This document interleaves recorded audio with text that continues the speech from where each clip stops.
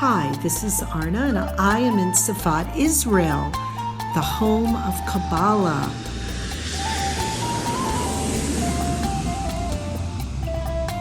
Kabbalah is the mystical branch of Judaism, and now we will learn some lessons, important life lessons, from one of Safat's most well-known artists. A tree gives one kind of fruit normally, and here we see that this tree gives many kinds of fruits or flowers, different colors. So how come? That reminds us two ideas. One is that every day is a new day, that we can get out of ourselves, create a new fruit, a new success. We should never give up. And also another idea is that as the fruits are different, so the people are different, and each one has its own fruit to create in this world, and we should never compare people or children or expect our lovers to be what we want them to be. As we said, each one has its own fruit. Life always change. People say that life is ups and downs, but in Judaism we say that life always change to be better. Because once you go down, you can see that there is no other way but to go up again. So, in the Kabbalah, it says that the real reason for us falling is because we have to stand up again.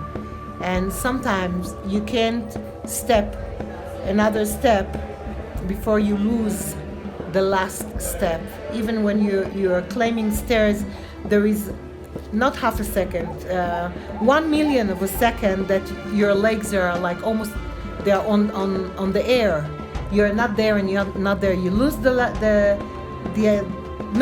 previous step, and you're gonna reach the next one.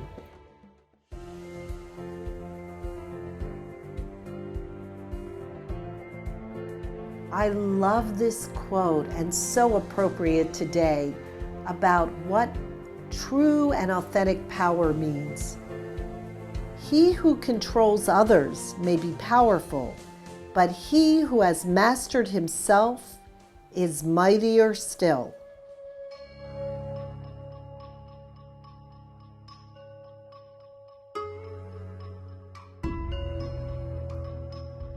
The labyrinth is a wonderful tool or metaphor for life's journey.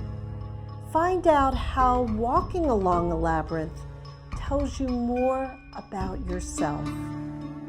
A deeper answer, in my opinion, is that this was an already very sacred spot in the landscape in the island of Maui.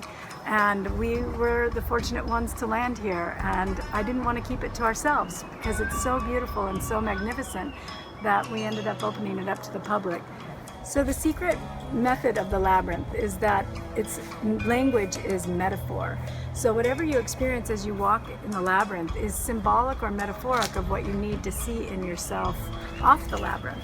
So there's a number of ways to walk it. One, you can walk it like a path of peace and prayer and contemplation, the way you would do any kind of walking meditation.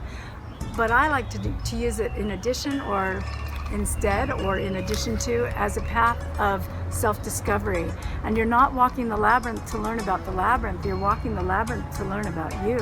And so as you walk it, if you're self-observant and you notice what you notice, you'll see that what you do on the labyrinth is also what you do off the labyrinth, but this gives you a confined space in which to practice doing it differently. So if you're impatient on the labyrinth, it gives you a place to see what happens when you let go of your impatience. Or if you're judgmental on the labyrinth, like, why is that person walking it that way? Or what's that brick doing out of place? You're probably judgmental off the labyrinth. And if you're full of self-doubt, am I doing this right? Am I going too fast? You're probably full of self-doubt off the labyrinth as well. So it gives you an opportunity to see what you do and then make decisions as to whether it's really serving you or not. And ultimately brings you into a place of being present, connected to your authenticity, and able to access the resources within you for managing all the things around you.